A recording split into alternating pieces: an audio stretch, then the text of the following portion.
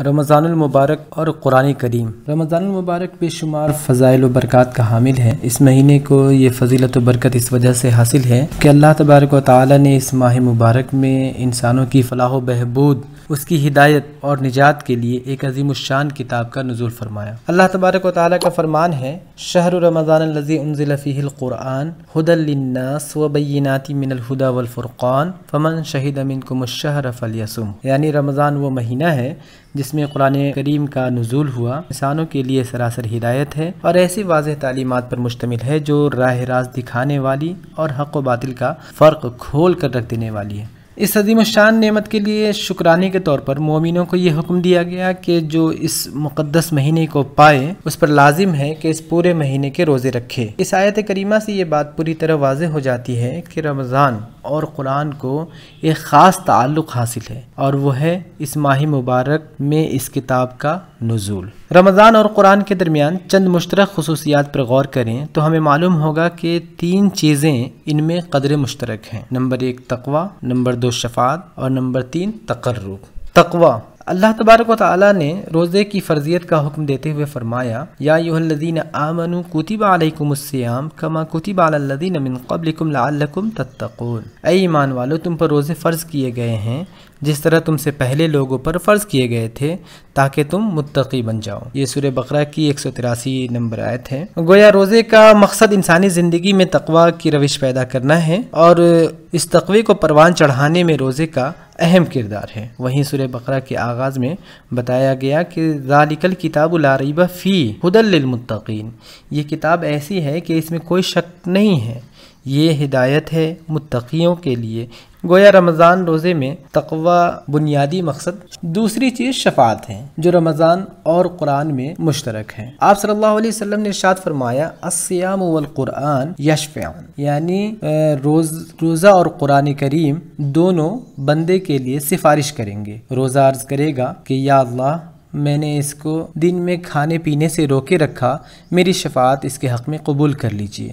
اور قرآن کہے گا کہ یا اللہ، میں نے رات میں اسے نیند سے روکا، اس کے حق میں میری شفاعت قبول کر لیجئے۔ پھر دونوں کی شفاعت قبول کر لی جائے گی۔ یہ مسند احمد کی روایت ہے۔ اسی طرح تقرب الہی، یعنی تیسری چیز تقرب الہی ہے جو رمضان اور قرآن میں مشترک ہے۔ جب بندہ کلام میں پاک یعنی اللہ تبارک و تعالی کا کلام اس کی تلاوت کرتا ہے، اسے اللہ تعالی کا خاص قرب حاصل ہوتا ہے۔ اسی طرح روزے دار کو بھی اللہ تعالی کا خاص قرب حاصل ہوتا ہے۔ حدیث قدسی میں ہے کہ اللہ تبارک و تعالیٰ کا ارشاد ہے، میں خود روزے کا بدلہ ہوں۔ اس موقع پر مولانا امین صاحب کی ایک بات یاد آتی ہے۔ آپ فرماتے ہیں، جو انہوں نے رمضان اور قرآن سے متعلق عرض کیا تھا، آپ فرماتے ہیں کہ ذالک الکتاب لا ریب فیہ ھدی للمتقین، اس کی تشریح کرتے ہوئے آپ نے لکھا ہے کہ قرآن بہار ہے اور رمضان کا مہینہ موسم بہار ہے، جبکہ اس سے جس فصل کو نشو و نما اور ترقی ملتی ہے وہ تقوی ہے۔ قرآن کو بہار اور رمضان کو موسم بہار، اور اس کے جو فصل ہے وہ نشو و نما جس سے ملتی ہے وہ تقوی ہے۔ تو اس طرح سے آپ نے تینوں چیز کو ایک ساتھ جوڑ کر بتایا ہے، بہت خاص ہے اس موضوع پر۔ اب ہم غور کریں کہ تراویح میں بھی جو اس مہینے کی خاص عبادت ہے قیام اللیل، جس میں لوگ اکٹھا ہو کر نوافل اور سنت کا اہتمام کرتے ہیں، اور 20 رکعت اور 8 رکعت جو تراویح پڑھی جاتی ہے، تو اس میں جو قرآن کریم کی تلاوت ہوتی ہے اس تعلق سے ہے کہ رمضان کا قرآن کریم سے ایک خاص تعلق کا ایک نظارہ ہمیں نماز تراویح میں دیکھنے کو ملتا ہے۔ تراویح میں پابندی کے ساتھ مکمل قرآن کی تلاوت کا اہتمام کیا جاتا ہے، جس میں قرآن سننے اور سنانے کا بھی اتفاق ہوتا ہے۔ احادیث میں وارد ہے کہ ہر سال ماہ رمضان میں آپ صلی اللہ علیہ وسلم حضرت جبرائیل علیہ السلام کے ساتھ قرآن کے نازل شدہ حصوں کا دور کرتے تھے۔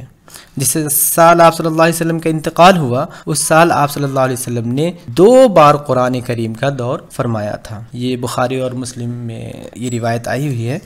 قرآن کریم کے تعلق سے ہمیں 3 باتوں کا خاص خیال رکھنا چاہیے۔ نمبر 1 تلاوت کلام پاک، نمبر 2 یعنی تلاوت قرآن ہے، نمبر 2 فہم قرآن ہے، اور تیسری چیز یعنی دعوت قرآن۔ تو سب سے پہلی چیز تلاوت یعنی کلام اللہ کی تلاوت۔ تلاوت کلام پاک بھی ایک عبادت ہے، اور اس کے ہر حرف پر اللہ تبارک و تعالیٰ نے 10 نیکیاں رکھی ہیں، لہٰذا اس کے آداب ملحوظ رکھے جائیں۔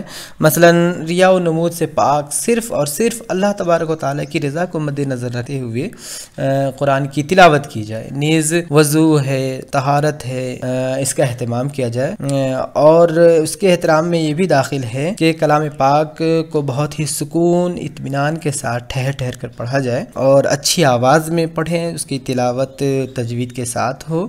ایسا نہ ہو کہ زیادہ سے زیادہ تلاوت کے چکر میں یا پھر کہیں کہ ہم زیادہ کسی سے آگے بڑھ جائیں، ایسی کوشش کریں کہ ہم زیادہ سے زیادہ اس مہینے میں قرآن ختم کرنے والے ہو جائیں، اور حال یہ ہو کہ قرآن صحیح سے پڑھ نہیں رہے ہیں، اس کی تلاوت صحیح نہیں ہو رہی ہے، تو یہ مناسب نہیں ہے۔ تو زیادہ سے زیادہ تلاوت کے چکر میں ہمیں اس بات کا دھیان رکھنا چاہیے کہ ہم قرآن کو ٹھیک ٹھیک پڑھیں، اور اس کی تجوید، اس کے آداب کا لحاظ رکھتے ہوئے پڑھیں۔ فہم قرآن کے نزول کا مقصد ہی یہ ہے کہ قرآن کریم کی تلاوت کی جائے اور اسے سمجھنے کی کوشش کی جائے، اس پر عمل کرتے ہوئے اپنی زندگی کو خوشگوار بنانے کی طرف توجہ دی جائے۔ تو فہم قرآن پر ایک مفصل مضمون میں اس کی وضاحت کی جا چکی ہے، اس لیے یہاں بس اختصار کے ساتھ یہ عرض کر دوں کہ اللہ تبارک و تعالیٰ نے قرآن کریم میں متعدد مقامات پر فہم قرآن پر زور دیا ہے۔ افلا یتدبرون القرآن، اس طرح کی آیات جس میں آپ صلی اللہ علیہ وسلم نے جس میں اللہ تبارک و تعالیٰ کا فرمان ہے کہ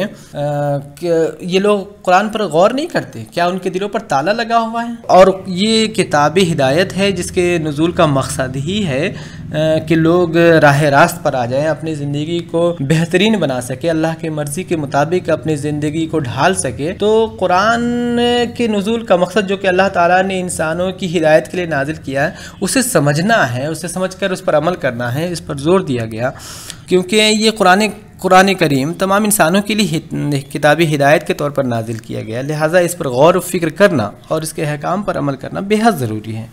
ہم جس قدر اس کی تلاوت کا اہتمام کرتے ہیں، اسی قدر ہمیں چاہیے کہ اس کے معنی و مفہوم پر غور و تدبر سے کام لیں، اور قرآن کریم جو کتابی ہدایت ہے اس کے سمجھنے پر خاص توجہ دیں، اسے زور دیں، تو انشاءاللہ ہم اس کے فائدے اپنی زندگی میں رونما ہوتی تبدیلیوں کے سبب دیکھ سکتے ہیں۔ اگر ہم قرآن کو سمجھیں گے، جانیں گے، اور یہ سمجھ کر پڑھنے کی کوشش کریں گے کہ اللہ تبارک و تعالیٰ ہمیں کیا پیغام دینا چاہتا ہے، اللہ تعالیٰ ہم سے کیا کہنا چاہتا ہے، تو پھر ہماری زندگی میں بھی اچھی خاصی تبدیلی نظر آئے گی، اور ہم بہتری کی طرف، کامیابی کی طرف گامزن ہوں گے۔ تیسری چیز دعوت قرآن ہے، یعنی قرآن کریم کی دعوت دینا، تلاوت قرآن، فہم قرآن، اور تیسری چیز دعوت قرآن۔ تو اسلام سب کے لیے، اور اللہ تبارک و تعالیٰ کا پیغام بھی یہ سب کے لیے ہے، محمد صلی اللہ علیہ وسلم سب کے لیے ہے، تو قرآن بھی سب کے لیے ہے، یعنی اس قرآن کا نزول جو ہوا ہے وہ تمام انسانوں کی ہدایت کے لیے اس کا نزول ہوا ہے، ساری انسانیت کے لیے ہے، لہٰذا ہم پر یہ ذمہ داری عائد ہوتی ہے، اگرچہ ایک ہی آیت ہو جسے ہم جانتے ہیں، اسے بندگان خدا تک پہنچانے کا اہتمام کریں۔ قرآن تمام انسانوں کے لیے کتابی ہدایت ہے، اس لیے اللہ تعالیٰ کے احکام اور اس کے پیغام کو عام کرنا بھی ہماری اولین ذمہ داری ہے۔ امر بالمعروف نہی عن المنکر، جس کے سبب اس امت کو خیر امت کہا گیا، کنتم خیر امت اخرجت للناس تأمرون بالمعروف وتنہون عن المنکر، جو ایک خاص جو منصب اور ذمہ داری مسلمانوں کو اور اس امت کو خاص طور سے جو دی گئی ہے، وہ یہ ہے کہ وہ امر بالمعروف اور نہی عن المنکر کا فریضہ انجام دے۔ تو اس کے لیے ضروری ہے کہ وہ قرآن، آیات قرآنی پر غور کرے، اللہ تعالیٰ کن باتوں کا حکم دیتا ہے اور کن باتوں سے منع کرتا ہے اسے سمجھے، پھر اس کی طرف لوگوں کو دعوت دے۔ تو دعوت قرآن کا بھی جو فریضہ ہے بہت اہم ہے، اور اسے انجام دینے کی کوشش کرنی چاہیے۔ رمضان المبارک کا ایک لمحہ بہت قیمتی ہے، اور اس کے لیے ہم کوشش کریں کہ اپنا زیادہ سے زیادہ وقت تلاوت قرآن کے ساتھ ساتھ فہم قرآن، دعوت قرآن میں مشغول رہیں، اور اس میں اپنا وقت صرف کریں، اور زیادہ سے زیادہ قرآن سے استفادہ پر غور کریں، کیونکہ یہ ماہ تربیت ہے۔ اگر ہم نے اس ماہ مبارک میں قرآن سے اپنا مضبوط تر رشتہ نہیں بنایا اور اسے اور مضبوط نہیں کیا تو آنے والے دنوں میں بھی ہمارا تعلق اس سے اس قدر مضبوط نہیں رہ سکے گا. لہٰذا ضرورت ہے اس بات کی کہ ہم اس ماہ میں زیادہ سے زیادہ ہم اپنا تعلق قرآن سے مضبوط کریں, گہرا کریں, تاکہ ہم اس کے ذریعے کامیابی اور سربلندی بھی حاصل کر سکیں, اللہ تعالیٰ کے محبوب بندوں میں ہمارا شمار ہو سکے, اور ہمارے اندر جو تقوی والی زندگی ہے, جو کیفیت ہے تقوی کی, وہ پروان چڑھ سکے, اور ہمیں قرآن کو اپنی زندگی میں نافذ کرنے پر توجہ دیں تاکہ ہماری زندگی میں بھی خاص تبدیلی آئے جو اللہ چاہتا ہے, جو اللہ کی رضا ہے, اللہ کی خوشنودی ہے جسے ہم حاصل کرنا چاہتے ہیں.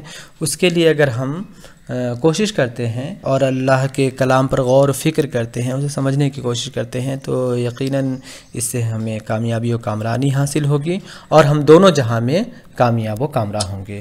وآخر دعوانا الحمدللہ رب العالمین.